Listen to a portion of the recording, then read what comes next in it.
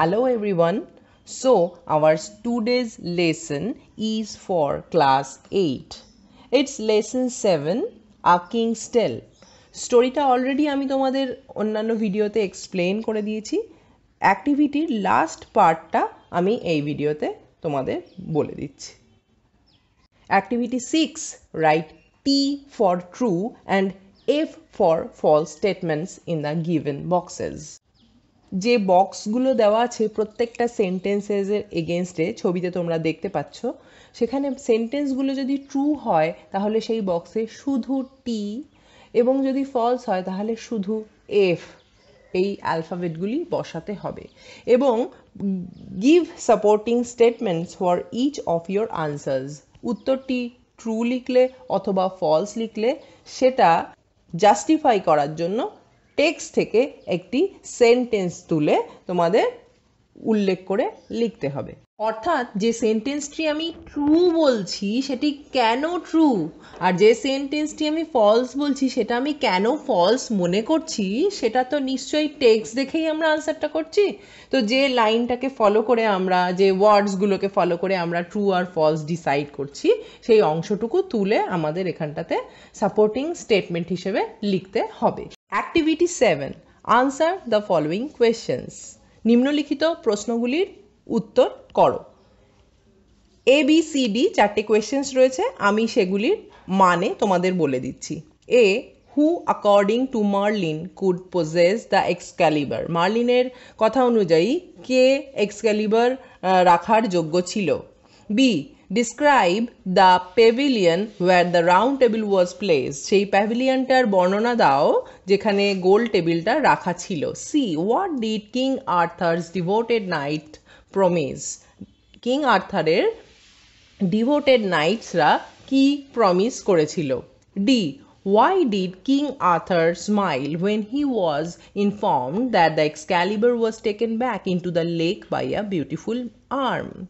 কেন king Arthur হেসেছিলেন যখন তাকে জানানো হয়েছিল যে এক্সক্যালিবারটা লেক থেকে একটি সুন্দর হাত এসে নিয়ে চলে গিয়েছিল। আচ্ছা, এরপর নেক্সট পোর্শন। ক্লজ কি, এটা আমরা আগেও জেনেছি। ক্লজ হলো কতগুলি শব্দগুচ্ছ যখন বাক্যের মতো কাজ করে কিন্তু তারা স্বাধীনভাবে বাক্য হিসেবে কখনোই দাঁড়াতে পারে না, তাকে ক্লজ বলে। এখানে একটা এক্সাম্পল দেখো, নীল রঙে দেওয়া রয়েছে, who was friend and protector to all. এখানে এই সেন্টেন্সটাতে এই পোর্শনটার ব্যবহার দেখো, এটি কিন্তু বাক্যে একটি অ্যাডজেক্টিভের মতো কাজ করছে। অ্যাডজেক্টিভ কাকে বলে? নাউন বা প্রোনাউনকে ডিসক্রাইব করে যে ওয়ার্ড, তাকে আমরা অ্যাডজেক্টিভ বলি। The king who was friend and protector to all, অর্থাৎ এইখানে হু যে কিনা বন্ধু এবং রক্ষক ছিলেন সকলের কাছে, অর্থাৎ কে ছিলেন সেটা? কিং। এখানে কিং এর বর্ণনা দিতে এই সম্পূর্ণ অংশটা ইউজ করা হচ্ছে, যেটা কিনা একটি শুধুমাত্র শব্দ নয়, অনেকগুলি শব্দগুচ্ছ। সো আমরা এটিকে ক্লজ বলছি এবং এটিকে আমরা অ্যাডজেক্টিভ ক্লজ বলছি, কারণ দ্য কিং যেটা নাউন, সেই নাউনটাকে এটা ডিফাইন করছে, বর্ণনা দিচ্ছে। Activity 8A, in the following sentences underline the groups of words that do the work of an adjective. ঠিক যেমনভাবে আমি বললাম ঠিক সেভাবে এখানে 1 2 3 তিনটি সেন্টেন্সে রিড করে তোমাদের মার্ক করতে হবে, আন্ডারলাইন করতে হবে তবে সেই পোর্শনটুকু যেটা তোমাদের অ্যাডজেক্টিভ ক্লজ বলে মনে হচ্ছে। জেনে রাখো, অ্যাডজেক্টিভ ক্লজকে রিলেটিভ ক্লজও বলা হয়ে থাকে। রিলেটিভ অর্থাৎ আত্মীয়, যদি আমরা মানে দেখি রিলেটিভ কথার অর্থ আমরা আত্মীয় বুঝি। এক্সাম্পল সেন্টেন্সে চলে যাচ্ছি আবার। The king who was friend and protector to all. এখানে দেখো who was friend and protector to all এর মধ্যে হু আছে। তোমরা যদি এর অ্যাক্টিভিটিটা কমপ্লিট করো, সেখানেও এইরকম প্রত্যেকটা ক্লজেই, অ্যাডজেক্টিভ ক্লজেই হু, হুইচ, হুম এই জাতীয় কিছু না কিছু রিলেটিভ প্রোনাউন্স পাবে। এই কারণেই অ্যাডজেক্টিভ ক্লজটাকে রিলেটিভ ক্লজও বলা হয়ে থাকে। আচ্ছা, এইবার অ্যাক্টিভিটি 8B-তে কি করতে বলা হচ্ছে? When the king and the queen were no more, the two counselors met Sir Ector the trustworthy. Blue কালারে লেখা পোর্শনটা খেয়াল করো, when the king and the queen were no more, যখন কিং অ্যান্ড কুইন আর জীবিত ছিলেন না, যখন। তাহলে এই সেন্টেন্সটাকে আমরা যদি প্রশ্ন করি কখন, তাহলে আমরা উত্তর পাচ্ছি যখন। কোনো সেন্টেন্সের ভার্বকে কখন দিয়ে প্রশ্ন করলে আমরা যে উত্তরটা পাই সেটাকে আমরা বলি অ্যাডভার্ব। অর্থাৎ যে শব্দ ভার্বকে ডিফাইন করে তাকে বলা হয় অ্যাডভার্ব। আর এই সেন্টেন্সের ক্ষেত্রে when the king and the queen were no more, এই ক্লজটা যেহেতু একটা অ্যাডভার্বের মতো কাজ করছে, তাই একে আমরা অ্যাডভার্বিয়াল ক্লজ বলবো। 8B, অ্যাক্টিভিটি 8B পোর্শনে যে তিনটি সেন্টেন্স দেওয়া আছে সেখান থেকে আমাদের আন্ডারলাইন করে নিতে হবে যে ক্লজ পোর্শনগুলো আমাদের অ্যাডভার্ব ক্লজ মনে হচ্ছে। আচ্ছা, এইবার পরের অংশে অ্যাক্টিভিটি 8C আমাদের কি করতে বলা হচ্ছে। এক্সাম্পল দেওয়া আছে, the knights promised that they would help the helpless. এই বাক্যে নীল রঙের যে অংশটি রয়েছে সেটিকে বলা হচ্ছে নাউন ক্লজ, কারণ এটি একটি বাক্যে এটি নাউনের মতো কাজ করছে। এই বাক্যে main verb promised, the knights promised. এবার ভার্বকে যদি আমি কি দিয়ে প্রশ্ন করি, কি, হোয়াট, তাহলে আমরা উত্তরে কিন্তু নাউন পাই। তাহলে এই বাক্যে প্রশ্ন করে দেখি, the knights promise what. The knight promised what. কি প্রমিস করেছিল নাইটসরা? যে that they would help the helpless. তাহলে উত্তর হিসেবে আমরা এই ব্লু কালারের পোর্শনটা পেলাম। ফলে এইটাকে আমরা নাউন ক্লজ বলবো। একটি শব্দ হলে তাকে আমরা বলি নাউন, কিন্তু যখন একাধিক শব্দগুচ্ছ বাক্যের মতো রূপ ধারণ করে তখন তাকে আমরা বলছি নাউন ক্লজ। এইভাবেই অ্যাক্টিভিটি 8C-তে তোমাদের সেন্টেন্সের থেকে আন্ডারলাইন করতে হবে সেই পোর্শনগুলি যেগুলো বাক্যে নাউনের মতো কাজ করছে। এইবার activity 8D, underline the clauses in the following sentences and state what kind of clauses they are.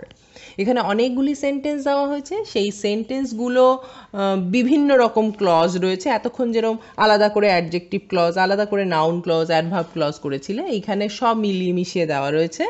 তোমাদের ক্লজ পোর্শনগুলো আন্ডারলাইন করে ডিনোট করতে হবে।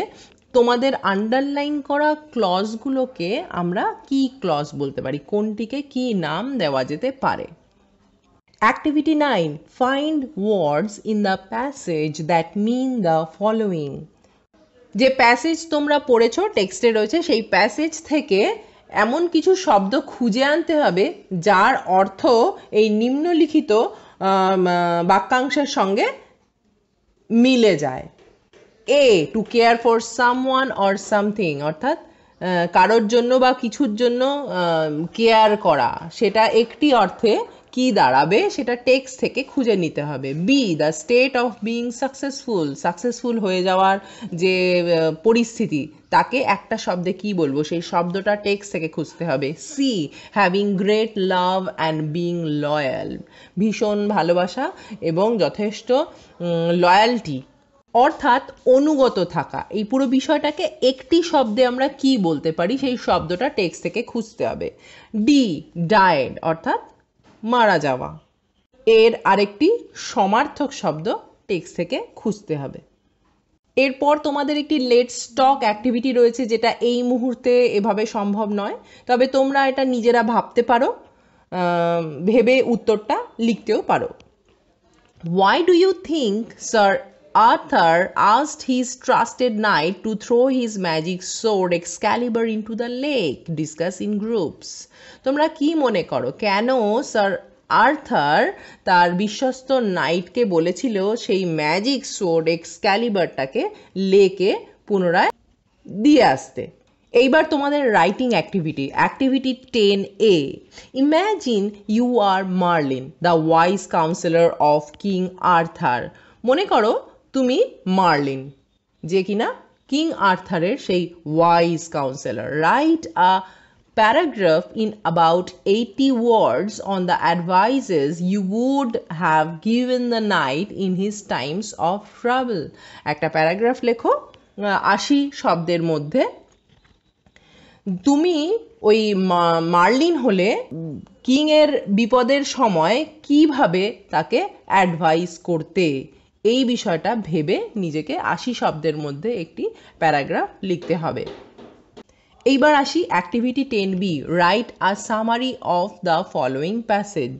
সামারি লেখার অর্থ হচ্ছে এরম বড় প্যাসেজ থাকলে সেটাকে অনেক ছোট করে লেখা। ছোট করে লেখা বলতে কীরকম, যে প্যাসেজে যতটা মনের ভাব প্রকাশ করা আছে, যা যা বক্তব্য আছে, সব লাইন টু লাইন না তুলে দিলেও মূল অর্থ কিছুই বাদ আমি দিতে পারবো না। অন্তত এখানে যতগুলি শব্দ আছে তার 3 ভাগের 1 ভাগ শব্দ দিয়ে আমাকে আরেকটি নতুন কমপ্লিট সেন্টেন্সে আরেকটি ছোট প্যারাগ্রাফ তৈরি করতে হবে। এখানে যেরকম প্যারাগ্রাফটার শেষে উল্লেখ করা আছে যে 190টি ওয়ার্ডস এখানে রয়েছে। তোমরা চেষ্টা করবে সম্পূর্ণ মানে মোটামুটি বুঝিয়ে মূল বক্তব্যগুলো রেখে এক্সট্রা এক্সপ্লেনেশন যেগুলো দেওয়া আছে সেগুলো বাদ দিয়ে 60-70 শব্দের মধ্যে এটাকে শেষ করা। সামারি লেখার জন্য ভোক্যাবুলারি স্ট্রং থাকা খুব দরকার। প্রত্যেকটা ওয়ার্ডের মানে বোঝা বা সেন্টেন্সের মানে বোঝা, মানেগুলো যেন আন্ডারস্ট্যান্ডিং পরিষ্কার থাকে। প্রত্যেকটা ওয়ার্ডের মানে ডিস্টিংক্টলি আলাদা করে না জানলেও যেন সেন্টেন্স পড়ে সেন্সটা ক্লিয়ার আসে। এরপরে activity let's walk together. Collect a picture of a knight, paste it on a sheet of chart paper and show it to your class.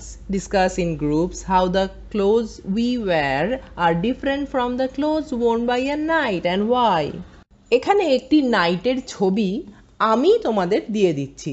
এই ছবিটি ভালো করে দেখো, পোশাকটি খেয়াল করো এবং পার্থক্যটা খুঁজে বার করে লেখো যে এই নাইটসের পোশাক আর আমাদের পোশাক, এখন আমরা যেরকম ধরনের পোশাক পরি, এটা কিভাবে আলাদা এবং কেন আলাদা, কেন নাইটসরা ওরকম পোশাক পরতেন এবং কেন আমরা এখন এরকম পোশাক পরি না। So this much for today. Wish you a happy studies.